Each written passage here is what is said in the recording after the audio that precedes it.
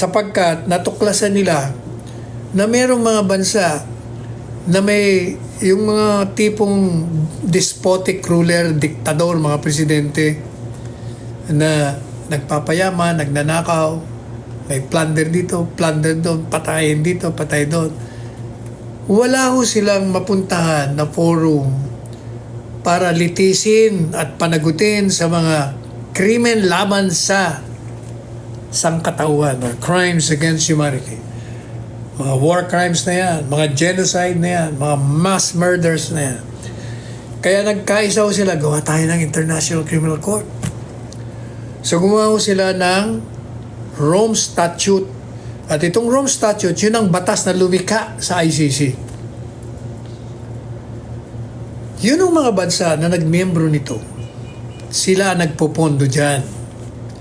Pero ang hindi yung mga miyembro dyan, yung mga superpowers, hindi yung dyan miyembro ang Russia, hindi dyan miyembro ang Amerika, ay hindi rin dyan miyembro ang China.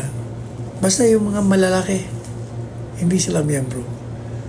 Oh, madalit sabi, umaandar, May yelo.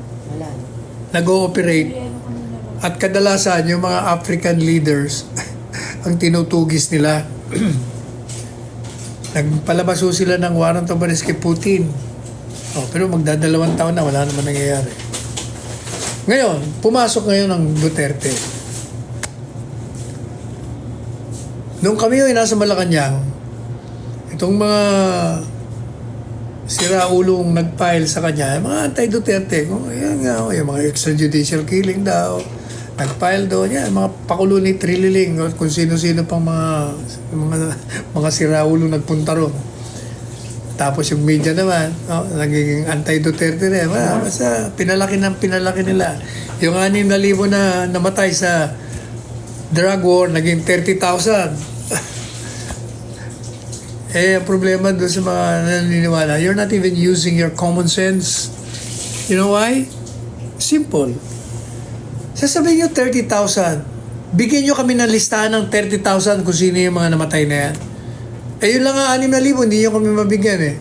Buti pang gobyerno, pag sinabi nilang ganito karami ang napatay.